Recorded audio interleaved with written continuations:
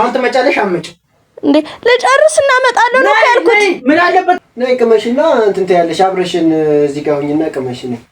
ኧረ ችግር የለውም ብሎ ልጨርስ ነይ። አይበጅም። እኔ ማዝም ብለሽ አሁን ነይ እንብላ። ችግር የለም ላፍላልና ልጨርስና እበላለሁ። እናንተ ብሉ። ኧረ አድምቅ አንተን ትሰማህ እንደሆነ ይበላት አብራን ትብላ። እስኪ በእናትሽ ነይ። ቢያንስ እኔም ባታከብረኝ እነሱን አክብሪያቸው። ልጨርስና እበላለሁ። እናንተ ስትሄዱ ምን ችግር አለው? እኮ ስለ ችግር አይደለም እያወራን ያለ አይደለ? ነይ አብረሽን ብይን ያለሽ እኮ ቡናውን ላፍላላችሁና እበላለሁኝ። ለነገሩ ባንቻ ይፈረድ። ያኔ ሁልጊዜ የለመድሽውን እዚህ ሰው ፊት ታሳያለሽ። ኧረ ተው። ሌላ ምን እያልክ ነው አድምቅ? ምን እያልክ ነው አይደለም? ሁልጊዜ እኮ ተደብቀሽ እንደምትበይ አውቃለሁ። እኔም በሽሮ ትሸኛለሽ። አንቺ ግን ምን እያልክ ነው አንተ? እሺ አሁን ትመጫለሽ አመጭ። እሺ በቃ ተረጋጋ፣ እመጣለሁ። ችግር አለው። ቡና ላፍላ ነው ያለቻት። ያያችኋት እኮ በቃ ትመጣለች። በቃ ሁልጊዜ እኮ እንዳሳፈረች ነው። ሁልጊዜ እንዳዋረደች ነው።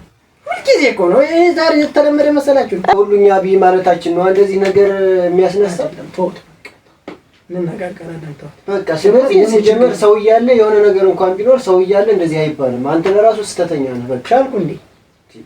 ለምን ማችለው? ሻውን አንተ ላይ ቢሆን ትችላለህ? ግዴታ ነው። ይቻላል እንዴ? እንደዚህ ጓደኛ መጥቶኔ አንተ መጥተህ እንዴት ነው እንዴ?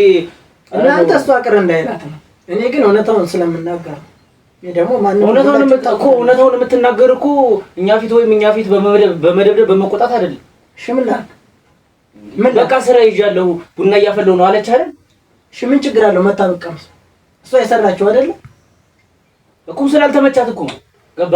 ከዛ ውጭ ያንተ መናደድ ያንተ እህል ተነስቶ ልማታ ማለት ምን አይነት ሐሳብ ነው? ብሉ በቃ እሺ ብሉ። ጀመረ ብሉ። የኔ ችግር ነው። እዚህ ቤት ሰው ማምጣት የለብኝም። ኧረ በእናትህ እንደሱ እያልክ እኛንም አታሸማቀቅ። እሺ በቃ ብሩታውት እኔ አሁን ቅር ይላችኋል ብዬ እኔ ዝም ብዬ ሳልበላ ራሱ መሄድ ይችል ነበር፣ ግን ቅር ከሚላችሁ ልብላና